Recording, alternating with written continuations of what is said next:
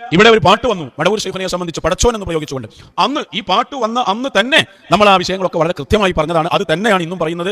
തിരിയാതെ നട്ടം തിരിയുന്നത് കൊണ്ടാണ് ഈ ഇബ്ലീസ് മൗലവിയെ പോലെയുള്ള ആളുകൾക്ക് നമ്മുടെ നിലപാടിൽ മാറ്റം വന്നു എന്ന് തോന്നിയത്. അതുകൊണ്ട് ഇത് നിരന്തരം എല്ലാ വിഷയത്തിലും പറയുന്നത് കൊണ്ട് തന്നെ ഞാൻ അതൊന്നുകൂടി ക്ലിയർ ചെയ്ത് ഇൻഷാ അല്ലാഹ് അതൊന്ന് ചെറിയ രൂപത്തിൽ വിശദീകരിക്കും. അദ്ദേഹത്തിന്റെ ഏറ്റവും പുതിയ പ്രസംഗത്തിൽ നമ്മൾ നിലപാട് മാറ്റി എന്ന് പറയുന്ന ഭാഗം നമുക്കൊന്ന് ആദ്യം കേൾക്കാം.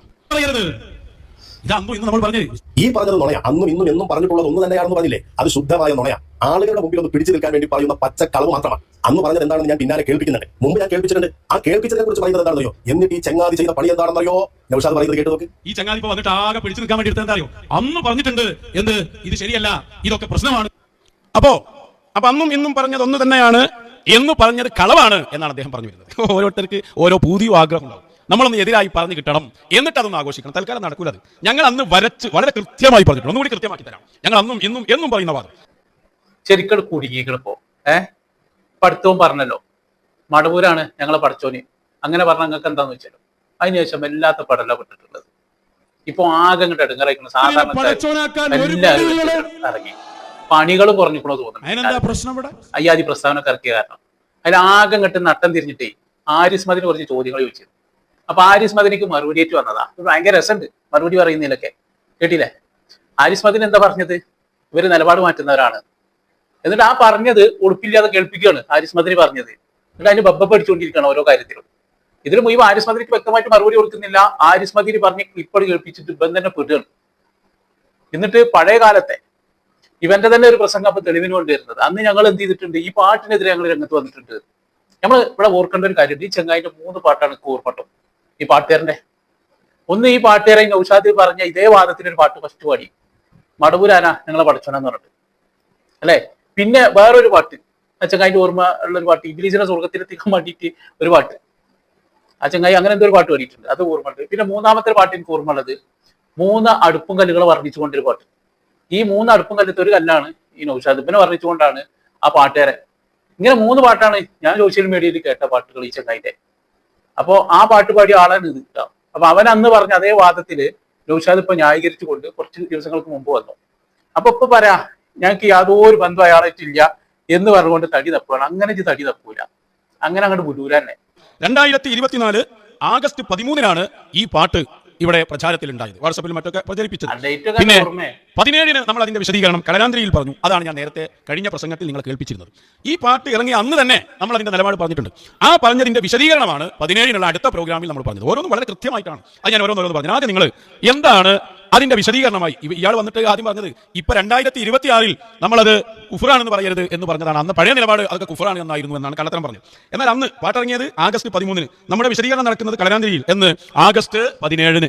അന്നത്തെ പ്രസംഗം അന്ന് തന്നെയാണ് പേരോട് അത് കാഫിറാണ്, കുഫറാണ്, പള്ളിക്കാട്ടിൽ വരെ മറവ് ചെയ്യാൻ പാടില്ല എന്ന് പറഞ്ഞ് പ്രസംഗിച്ചത്.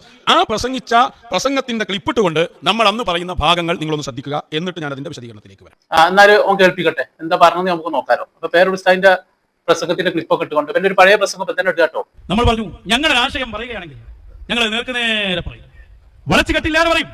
ആരെയും ഭയപ്പെടുന്ന പ്രശ്നമില്ല. ഇവിടെ ഞങ്ങൾ മശായിഖന്മാരുടെ നിർദ്ദേശത്തിൽ സംസാരിച്ചുകൊണ്ടിരിക്കുമ്പോൾ പറയാൻ ഏൽപ്പിക്കപ്പെട്ട കാര്യങ്ങൾ കൃത്യമായി തന്നെ പറയും. അപ്പൊ അങ്ങനെ ഒരു പാട്ട് ഞങ്ങൾക്ക് പാടണം, അല്ലെങ്കിൽ അങ്ങനെ ഒരു ആശയം വിളിച്ചു പറയണമെങ്കിൽ അത് പരസ്യമായി പറയും, ഒരു സംശയം അതിലില്ല. അതുകൊണ്ട് ഞങ്ങളുമായി അതിന് ബന്ധമില്ല. അങ്ങനെ പടച്ചോൻ എന്ന് പറഞ്ഞ ശൈലിയിൽ പാട്ട് പാടുന്നതിനെ ഞങ്ങൾ അംഗീകരിക്കുന്നില്ല. മാത്രമല്ല പാട്ട് പാടുന്നവരോട് നമ്മൾ പറയുന്നത്, മശായിഖന്മാരെ കുറിച്ച് പാടുമ്പോ കാലഘട്ടത്തിലെ മശായിഖന്മാരുണ്ട്. ഇവിടെ മടവൂർ ശൈഖുനെ കുറിച്ച് സാധാരണ പാടുന്നതാവാം. പുതുതായി ഒന്ന് വരുമ്പോ അത് മശായിഖന്മാരോടൊക്കെ ഒന്ന് ചോദിച്ച് അവരുടെ ഇഷ്ടത്തിലാണ് പാട്ടുകൾ തന്നെ പുറത്തിറക്കേണ്ടത്. കാരണം അതാണല്ലോ ഭാഗം. അത് പറയുന്നവരാണ് ഞങ്ങൾ. ആ ശൈലിയിൽ പറയേണ്ടതില്ല എന്ന് കൃത്യമായി പഠിപ്പിക്കുകയായിരുന്നു ഞങ്ങൾ. പക്ഷേ പാട്ട് പാടുന്നതിനൊന്നും കുഴപ്പമില്ല എന്ന് പറഞ്ഞത്. പക്ഷെ പാടുമ്പോ എന്ത് വേണം, മശായിഖന്മാരോട് ചോദിക്കണമെന്ന്. അപ്പൊ ഇന്നുള്ള മശായിഖന്മാരാരാണ്? ഇവന്റെ കോമാടനോ അല്ലെങ്കിൽ മറ്റേ കുപ്പായിടാത്ത കാക്കയോ വേറെ ആരാന്നറിയില്ല. അപ്പൊ അവരോടൊക്കെ ചോദിച്ചുകൊണ്ട് അവരിൽ നിന്ന് അനുമതി വാങ്ങണം. അതാണ് ഇപ്പൊ പറഞ്ഞു വരുന്നത്. സുബ്ഹാനല്ലാഹ്, അവരെന്ത് പറയും ഇന്നതെന്നില്ല. ഈ അടുത്ത് ഞാനൊരു പാട്ട് കേട്ടിട്ടുണ്ട് 2-3 ദിവസം മുമ്പ്. അത് പറയുന്നത് ഹൂ അല്ലാഹ് മടവൂര് എന്ന് പറഞ്ഞാണ് പാട്ട്. അതേപോലെ തന്നെ മടവൂരാണ് പടച്ചോന, ഞങ്ങൾ പടച്ചോ മടവൂര ഇങ്ങനെ പറയുന്നതാണ് കേട്ടത്. ഒരാൾ അള്ളാഹുവിന്റെ സൃഷ്ടികളിൽ ഏത് സൃഷ്ടി ഖാലിഖാണെന്നോ അല്ലെങ്കിൽ അള്ളാഹുവാണെന്നോ ദൈവമാണെന്നോ വിശ്വസിക്കുമ്പോൾ തന്നെ അവൻ ഇസ്ലാമിന്റെ പടിക്ക് പുറത്താണ്. എന്ന് മാത്രം അല്ല, ഇസ്ലാമിന്റെ പടിക്ക് പുറത്താണെന്ന് പറഞ്ഞാൽ പിന്നെ അവന്റെ ഭാര്യ അവന് ഹലാലല്ല, അവന്റെ മക്കളുടെ വിവാഹം അവന് പറ്റില്ല, അവന് ചെയ്തു കൊടുക്കാൻ പറ്റില്ല. ഇസ്ലാം എന്ന് പുറത്തു പോയാൽ പിന്നെ അവൻ ഇസ്ലാമിന്റെ ഒരു സംഗതിയില്ല. ഇസ്ലാമിന്റെ മൈതാനിൽ അവൻ മറിയാൻ പറ്റില്ല, ഇസ്ലാമിന്റെ ഖബർസ്ഥാനിൽ മറിയാൻ പറ്റില്ല, അതുപോലെ അവന് മയ്യിത്ത് നിസ്കരിക്കാൻ പറ്റില്ല. ഇസ്ലാമിന്റെ ഒരു സംഗതിയും പറ്റില്ല ഇസ്ലാം എന്ന് പുറത്തു പോയ ഒരാളായി പോയാൽ. അതുകൊണ്ട് ഒരാളുടെ വിശ്വാസത്തിലും തകരാറ് സംഭവിക്കാൻ പാടില്ല. എന്താ പറഞ്ഞേ? ഞാൻ ഈ അടുത്തൊരു പാട്ട് കേട്ടു. ആ പാട്ടായിരുന്നല്ലോ ഈ അടുത്ത ചർച്ച. മടവൂരാരോ പടച്ചോനാണോ എന്ന് പറയുന്ന ഒരു വരി കഴിഞ്ഞ പ്രസംഗത്തിൽ നമ്മൾ അതിന്റെ നിലപാട് പറഞ്ഞു. എന്നാലും പേരോട് ഉസ്താദ് പറഞ്ഞത് ഇവിടെ നമുക്കൊക്കെ വളരെ വ്യക്തമാണ് എന്താ പറഞ്ഞെന്നുള്ളത്. അത്തരത്തിലുള്ള ഒരു പാട്ട് പാടിയാൽ അതിന്റെ അപകടമാണ് ഉസ്താദ് അവർ പറഞ്ഞു വരുന്നത്. ഇനി ഇവൻ പറയുന്നത് നമുക്കൊന്ന് കേട്ടോക്കാം. നമ്മൾ പറഞ്ഞു ഞങ്ങളുടെ ആശയം പറയുകയാണെങ്കിൽ ഞങ്ങൾ നേർക്കുനേരെ പറയും, വളച്ചു കെട്ടില്ലാതെ പറയും. ആരെയും ഭയപ്പെടുന്ന പ്രശ്നമില്ല. ഇവിടെ ഞങ്ങൾ മശായിഖന്മാരുടെ നിർദ്ദേശത്തിൽ സംസാരിച്ചുകൊണ്ടിരിക്കുമ്പോൾ പറയാൻ ഏൽപ്പിക്കപ്പെട്ട കാര്യങ്ങൾ കൃത്യമായി തന്നെ പറയും. അപ്പൊ അങ്ങനെ ഒരു പാട്ട് ഞങ്ങൾക്ക് പാടണം, അല്ലെങ്കിൽ അങ്ങനെ ഒരു ആശയം വിളിച്ചു പറയണമെങ്കിൽ അത് പരസ്യമായി പറയും. ഇത് ചെങ്ങായി പറഞ്ഞത് തന്നെ പറയണം. ഈ വേറെ എന്തെങ്കിലും പറയണ്ടോ? ഇദ്ദേഹം ചെയ്തത് കണ്ടോ നിങ്ങൾ? ഒരു പാട്ട് കേട്ടു, അല്ലാഹ് മടവൂരാണ് പടച്ചോൻ എന്നാണ് പറയുന്നത്. അങ്ങനെ വിശ്വസിച്ചാൽ അവൻ കാഫിറായി, അങ്ങനെ പാടിയാൽ കാഫിറായി. പിന്നെ ഭാര്യ അവന് ഹലാലല്ല, പള്ളിപ്പറമ്പിൽ മറവ് ചെയ്യാൻ പറ്റൂല. എന്താ ഒരു ഉലമാഇന്റെ ബാധ്യത? ഒരു ആലിമിൻ നുഖറ അലാമാത്തുൻ ഖുറ. ഞാൻ അതുക്കിയ കഴിഞ്ഞ പ്രസംഗത്തിൽ പാടിത്തന്നില്ല. ഉഖ്റവിയായ ആലിമാണെങ്കിൽ അവന് ചില അടയാളങ്ങളുണ്ട്. ഫത്വ എന്ന് പറയുന്ന സംഭവം അത് കണ്ണും മൂക്കൊന്നുമില്ലാതെ അങ്ങോട്ട് ഫത്വ കൊടുക്കണം. എന്താണ് ഇവിടെ വിഷയം? ഒരാളൊരു വാദം വാദിച്ചാൽ ആ വാദത്തിന് അല്ലെങ്കിൽ അവരുടെ ആ വാക്കിന് 100 അർത്ഥമുണ്ട് എന്ന് സങ്കല്പിക്കുക. ആ 199 തെറ്റാണെങ്കിൽ ഒന്ന് ശരിയാണെങ്കിൽ കുഫറിലേക്ക് ചേർക്കാതിരിക്കണം എന്നതല്ലേ മസാല? അപ്പൊ പേരോട് ഉസ്താദ് പറഞ്ഞാണ് ഇപ്പോൾ പ്രശ്നം. പ്രസംഗത്തിൽ പറഞ്ഞല്ലോ, അതാണ് പ്രശ്നം. അല്ലാതെ ഓൻ പാടിയാലൊന്നും ബന്ധത്തി അതൊരു പ്രശ്നമില്ല. എന്നിട്ട് ആ ചെങ്ങായി വീണ്ടും ന്യായീകരിക്കുകയാണ്. ഇവിടെ ആ പാട്ട് പാടിയ സുഹൃത്ത് അദ്ദേഹം തന്നെ അതിന്റെ വിശദീകരണവുമായി വന്നു. ഞങ്ങൾ നിലപാടൊക്കെ ഞാൻ പറഞ്ഞിട്ടുണ്ട്, അതിന് ശേഷം പറയാം. അദ്ദേഹം വന്നിട്ട് വിശദീകരിച്ചു, ഞാൻ ഉദ്ദേശിച്ചത് മടവൂർ പടച്ചോനാണ് എന്നല്ല, അങ്ങനെ ഉദ്ദേശിക്കുകയുമില്ല, മറിച്ചത് ആലങ്കാരിക പ്രയോഗമാണ്. ഞാനതുകൊണ്ട് ഉദ്ദേശിച്ചത് അള്ളാഹുവിന്റെ ആളായ പ്രത്യേകക്കാരായ ശൈഖുനാണ്, ഒരു ചോദ്യത്തിന്റെ മറുപടിയായി പറഞ്ഞതാണ് എന്ന് അദ്ദേഹം വിശദീകരിച്ചു കഴിഞ്ഞാൽ ആ വിഷയം അവിടെ പൂർത്തിയായി. ഇനി അത് പാടണ്ട, പാടിയതിൽ കുഫർ ആരോപിക്കാൻ പാടില്ല എന്നത് വിശദീകരണത്തിൽ നിന്ന് വന്നു. ഈ വിശദീകരണമൊന്നും കേൾക്കാതെ ഈ വിശദീകരണം വന്നതിന് ശേഷവും ആ പാട്ട് പാടിയ ആള് അത് വിശ്വസിക്കുന്നുണ്ടെന്നും കാഫിറാണെന്നും ഭാര്യ ഹലാലല്ലെന്നും പള്ളിപ്പറമ്പിൽ മറവ് ചെയ്യരുതെന്നും പറയാൻ ആരാണ് ഇയാൾക്ക് അധികാരം കൊടുത്തത്? കുഫ്രിയത്ത് ആരോപിച്ച് ആളുകളെ വട്ടം കറക്കാനാണോ തീരുമാനം? വേറെ ആൾ വന്നില്ല ഇടക്കാലത്ത്. വളരെ കൃത്യമായി ഇതാണ് നമ്മുടെ ഈ വിഷയത്തിലുള്ള വളരെ വിലപ്പെട്ട വിശദീകരണം ആദ്യ സമയത്ത് നടത്തിയത്. ആ ചെങ്ങാനായിട്ട് എനിക്കൊരു ബന്ധമില്ല, പാട്ടുമായിട്ടൊരു ബന്ധമില്ല. പിന്നെ എന്തിനാ ഇതൊക്കെ പറഞ്ഞറിയോ? പേരോട് ഉസ്താദ് ആ ചെങ്ങാനൊന്ന് വിമർശിച്ചല്ലോ, അതിനു വേണ്ടിയിട്ട് അയാൾ അതിന്റെ സത്യാവസ്ഥ ബോധ്യപ്പെടുത്തിയിട്ടുണ്ട് എന്ന് പറഞ്ഞിട്ട് ആണ് അവനെ പിന്നെ ന്യായീകരിച്ചു കൊടുക്കുക. ഇത് ഈ വിഷയത്തിൽ മാത്രമല്ല ന്യായീകരിക്കുന്നുണ്ടായിട്ടുള്ളത്. ഇപ്പൊ ഈ പാട്ടിന്റെ വിഷയത്തിൽ അവനെ ന്യായീകരിച്ചു. അതിന് കാരണം പേരോട് ഉസ്താദിന്റെ പ്രസംഗം കേൾപ്പിക്കുന്നത്. അതുപോലെ തന്നെ ആരിസ് മദീൻ ഈ വിഷയത്തിൽ പറഞ്ഞിട്ടുണ്ട്. അതുപോലെ തന്നെ ഈ ചങ്ങായി തന്നെ മറ്റൊരു പാട്ട് പാടിയത് ഇബ്ലീസുമായിട്ട് ബന്ധപ്പെട്ട്. അപ്പോ അന്നും ഈ ചങ്ങായിക്കെതിരെ പറഞ്ഞിട്ടുണ്ട് ആരിസ് മദനി. അതുപോലുള്ള ആളുകളൊക്കെ ആ വിഷയത്തിൽ വീഡിയോ ചെയ്തിട്ടുണ്ട്. അപ്പൊ അന്നും ഈ ചങ്ങായിനെ ന്യായീകരിച്ചുകൊണ്ട് വന്ന ആളാണ് ഈ നൗഷാദ്. നോക്കണങ്ങൾ. എന്നിട്ട് പറയാ ഈ ചങ്ങായിനെ ആക്കി അതൊരു ബന്ധമില്ല. എന്നിട്ടോ ഈ ചങ്ങായി ഇവന്മാരെ വർണ്ണിച്ച് പാട്ടിറക്കി കൊടുക്കുകയും ചെയ്യാം. ഇത് ആരോടാ ഈ പറയുന്നത്? എന്നിട്ടിപ്പോ ലാസ്റ്റോ ആ ചങ്ങായിന്റെ വാദത്തിലേക്ക് ഇവരെത്തും ചെയ്യാം. എന്നിട്ട് ഇതിനൊക്കെ ന്യായീകരിച്ചുകൊണ്ട് ഉളുപ്പില്ലാതെ വന്നിട്ട് ഇത്തരത്തിൽ വീഡിയോ ചെയ്യും. നോക്കി നിങ്ങള് എന്തൊക്കെയാ ഇപ്പം ചെയ്തുകൊണ്ടിരിക്കുന്നത്? എന്തിനു വേണ്ടിയിട്ടാണിത്? ഇതാണ് നമ്മൾ മനസ്സിലാക്കേണ്ടത്. ഇപ്പൊ തന്നല്ല ബാക്കി പറയുന്നത് നമുക്ക് കേട്ടോക്കാം. ഇതാണ് അതിന്റെ ഏറ്റവും വലിയ പ്രമേയം. ആ പ്രമേയമാണ് നമ്മൾ ഇന്നും പറഞ്ഞുകൊണ്ടിരിക്കുന്നത്. കുഫ്റാരോപണം പാടില്ല, ഇതിന്റെ അടിസ്ഥാനമാണ്. ഇത് എത്രയോ സമയം വെച്ചതിൽ പറഞ്ഞിട്ടുണ്ട്. രണ്ടാമതായി പറഞ്ഞു, മശായിഖുമായി ബന്ധപ്പെട്ട പാട്ടുകളാകുമ്പോൾ ഹയാത്തിലുള്ള മശായിഖന്മാരോട് ചോദിച്ചു വേണം ഇറക്കാൻ. അത് അതിന്റെ ഒരു അഥവാണ്. അതില്ലാതെ ഇറക്കരുത് എന്ന് പാട്ടുകാരോടും നമ്മൾ പറയുന്നു എന്ന് പറഞ്ഞു. ആ പാട്ട് പാടിയ സുഹൃത്തിനോട് നമ്മൾ നേരെയും അത് പറഞ്ഞിട്ടുണ്ട്. രണ്ടാമത്തെ കാര്യം അതായിരുന്നു നമ്മൾ പറഞ്ഞത്. ഇവിടെ പറഞ്ഞോനി ഇവിടെ അവന്റെ കള്ളത്തരം കേട്ടില്ലേ? ആ പാട്ട് പാടി ചങ്ങായിട്ട് ഇവർക്ക് ഒരു ബന്ധമില്ല അത്രേ. എന്നിട്ട് ഇവര് നേരിട്ട് പറഞ്ഞു, ഒരു ബന്ധമില്ലാത്ത ആളോട് നേരിട്ട് പറഞ്ഞു. എന്താ പറഞ്ഞ കാര്യം എന്താണ്? പിന്നെ ഹയാത്തിലുള്ള മശായിഖന്മാരോട് ചോദിക്കണം ഇത്തരത്തിൽ പാട്ട് ഇറക്കുമ്പോൾ. ഈ പാട്ട് ഇറക്കുന്ന ആൾക്ക് സകല സപ്പോർട്ടും കൊടുത്ത ആളാണ് ഇവനെ. ഇവൻ ആ രീതിയിലും പ്രസംഗിച്ചിട്ടുണ്ട്. അതിന്റെ ക്ലിപ്പിംഗ് ഇവിടെ കിട്ടിയിട്ടില്ല. ഇപ്പോ ഞാൻ കുറച്ച് നോക്കി, കിട്ടിയില്ല. അപ്പൊ അതുകൊണ്ട് ഈ പാട്ട് പാടുന്ന ആളുകൾക്ക് നിങ്ങൾ എന്തും പാടിക്കോളി എന്ന് പറഞ്ഞുകൊണ്ട് പിന്തുണ കൊടുത്ത ആളാണ് ഇവൻ. അവനെ ന്യായീകരിച്ചുകൊണ്ട് വന്നാണ്. ഇപ്പൊ ഈ വിഷയത്തിനാണ് കുടുങ്ങി. മടവൂരാരാ ഞങ്ങളെ പഠിച്ചോനെന്ന് പറഞ്ഞിട്ട് അവിടെ പേരോട് ഉസ്താദിനെ പറഞ്ഞിട്ട് കളിച്ചെന്ന് വന്നതാ മൗലാന എന്നുള്ള വിളി. അതിനിപ്പം കൊടുക്കുന്നുണ്ട്. ലാസ്റ്റ് വെച്ചിട്ട് ഇവിടെ കൊടുക്കുന്നുണ്ടോ? അത് ഞാൻ നിങ്ങളെ കേൾപ്പിക്കാം. എന്നാലും ബാക്കിയും പറയട്ടെ. 3 അതിൽ നമ്മൾ പറഞ്ഞു നമ്മുടെ നിലപാട് പാട്ട് വന്ന അന്ന് തന്നെ നമ്മൾ പറഞ്ഞിട്ടുണ്ട്. 13-നാണ് പാട്ട് വന്നത്. അന്ന് രാത്രി പള്ളിക്കൽ ബസാർ എന്ന് പറയുന്ന സ്ഥലത്ത് പ്രഭാഷണമുണ്ട്. അതിൽ നമ്മൾ അതിന്റെ നിലപാട് പറഞ്ഞിട്ടുണ്ട്. ആ നിലപാടിന്റെ വിശദീകരണമാണ് ഇന്ന് നമ്മൾ പറയുന്നത് എന്ന് പറഞ്ഞിട്ട് കാര്യങ്ങൾ പറഞ്ഞു. മാത്രമല്ല 4-മതായി പറഞ്ഞു, അങ്ങനെ ഒരു ശൈലി, ഏത് പടച്ചോനാണ് പോലെയുള്ള ശൈലി അത് വേണ്ട. ആ ശൈലിയിൽ പാട്ട് വരുമ്പോൾ പല വിഷയങ്ങളും ഉണ്ടാകാൻ സാധ്യതയുണ്ട്. അതുകൊണ്ട് തന്നെ ആ ശൈലിയിൽ വേണ്ട. അതൊക്കെ നമ്മൾ ഇന്നും എന്നും എപ്പോഴും പറയുന്നതാണ്. അങ്ങനെ ഒരു പുതിയ വിഷയം ഇവിടെ എടുത്തിട്ട് ചർച്ചകൾ ഉണ്ടാക്കേണ്ടതില്ല. നമുക്കുള്ളത് തന്നെ എല്ലാവരും അംഗീകരിക്കുന്നതിന് ഇഷ്ടം പോലെ പാടാനും പറയാനുണ്ടല്ലോ എന്ന രൂപത്തിൽ അന്നും ഇന്നും നമ്മൾ പറയുന്നത്. 4 കാര്യമാണ് പറഞ്ഞത്. അതിൽ പറഞ്ഞിട്ടില്ല ഇപ്പൊ നിങ്ങൾ ഓരോന്ന്. അങ്ങനത്തെ ഒരു ശൈലിയിൽ പാട്ട് തന്നെ വേണ്ടാന്ന് ആര് ഇവൻ പറഞ്ഞു ഓനോട്. എന്നിട്ടോ ഇവൻ ആ ശൈലിയിൽ പിന്നെ അവിടെ പ്രസംഗിച്ചത് അതേ ശൈലിയിൽ, ആ ചങ്ങായി പാടി അതേ കാര്യം. മടവൂരെ ഞങ്ങൾക്ക് പഠിച്ചോനാക്കും, നിങ്ങൾക്ക് എന്താ കുഴപ്പമെന്ന് ചോദിച്ചവന്.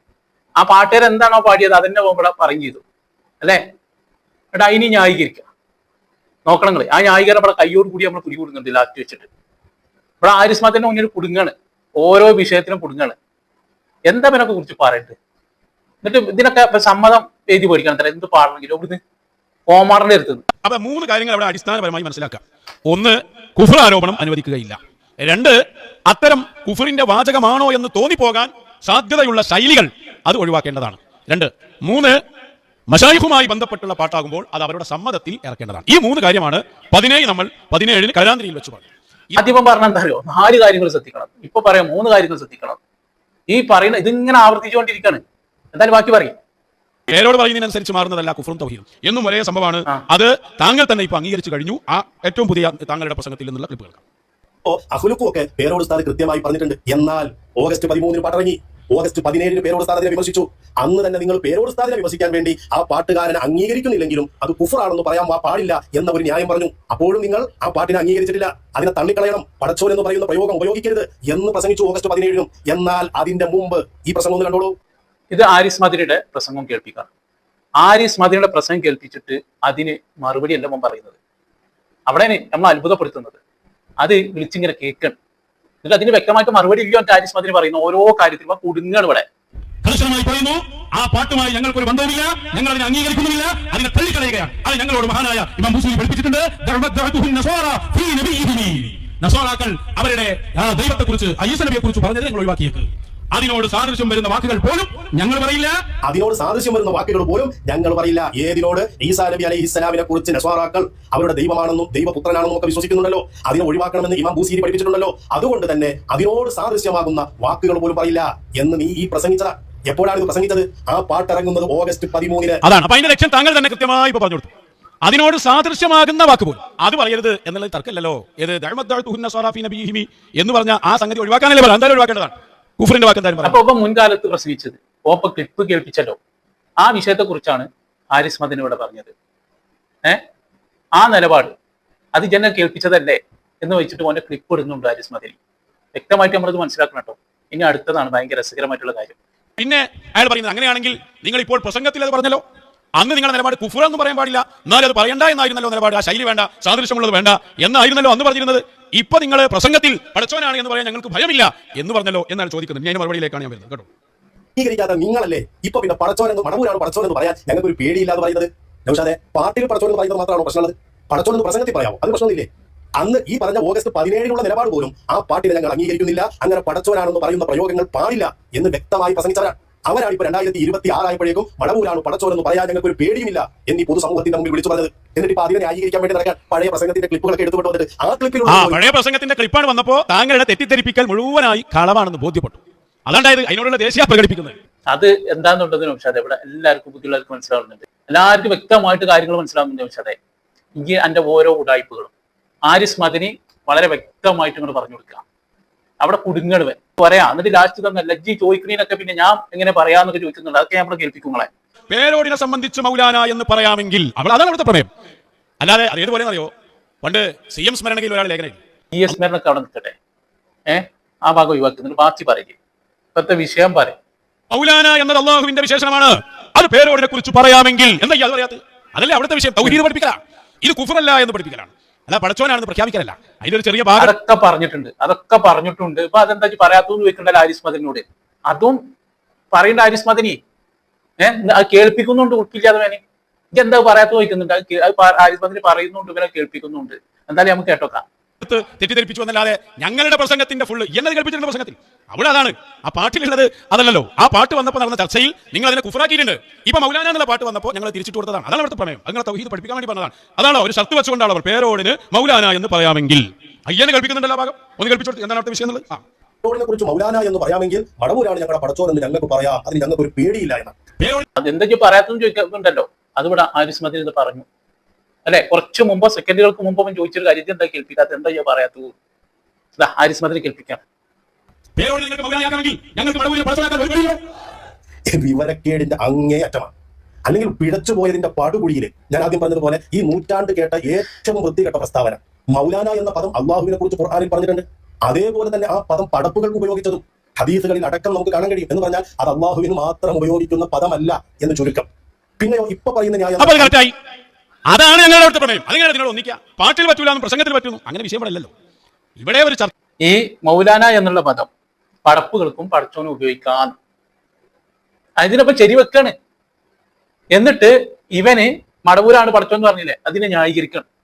നോക്കണം നിങ്ങൾ എങ്ങനെ ഇപ്പൊ കുടുങ്ങുന്നുള്ളത് വളരെ വ്യക്തമായിട്ട് നമുക്ക് കാണാൻ പറ്റും ഇവിടെ.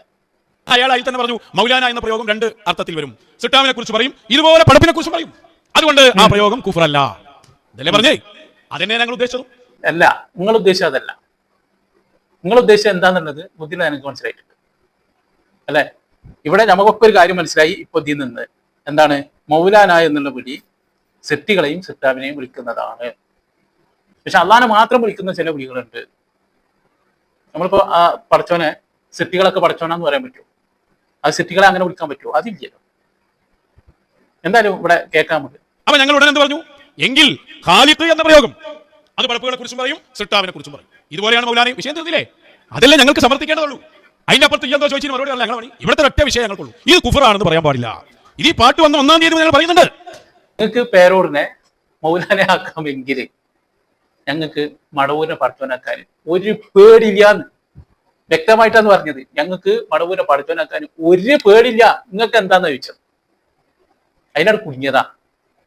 അതിൽ ആ കുടുക്കണ്ടല്ല, കുടുക്കുന്നാട് ഊരാൻ പറ്റിയില്ല. അതിലിങ്ങനെ കടന്നിട്ട് ഇപ്പൊ ആരിസ്മദിനോട് ചോദിക്കാം, ഇജ്ജെന്തേലും പറഞ്ഞതിന് മറുപടി പറയില്ല, ഞങ്ങളെ പണി. ആരിസ്മദിനോട് മുന്നിൽ പെട്ടതാ. ആ ഇബിലീസ് വിഷയത്തിലൊക്കെ ഇബിലീസിനെ സ്വർഗത്ത് കടത്താൻ വേണ്ടിയിട്ട് ഇപ്പൊ കുറച്ച് പണിയെടുത്ത് അതിന്റെ പിന്നാലെ ആരിസ്മദിനെ കൂടിയിട്ട് നട്ടണം തിരിഞ്ഞിട്ട് ആരിസ്മദിനെ അതിന്റെ അടുക്ക് 1-2 വീഡിയോ അങ്ങനെ നിന്നപ്പോ ചില ദിവസങ്ങൾ പറഞ്ഞ സമയത്ത് വീഡിയോ ഇടാൻ പറ്റായിട്ട് എവിടെ ചെയ്യുന്നൊക്കെ ചോദിച്ചിട്ട് ഇങ്ങോട്ട് അന്നെ അങ്ങോട്ട് പുറത്തിറക്കും എന്നൊക്കെ പറഞ്ഞുകൊണ്ട് രംഗത്ത് വന്ന ആളാ. ഇപ്പൊ പറയാ ഇത് ചോദിക്കുന്നതിനൊക്കെ മറുപടി പറയില്ല ഞങ്ങള്. ഇവന്മാർക്ക് ഒരു പേരും കൂടി കിട്ടിയിട്ടുണ്ട്, കുരുവട്ടൂര് ഇബിലീസ് തെറിക്കത്ത്. അത് കിട്ടാൻ തന്നെ കാരണം എന്താണ്? ഈ ഇബിലീസ് വിഷയത്തിൽ കൊണ്ട് വന്നതാണ്.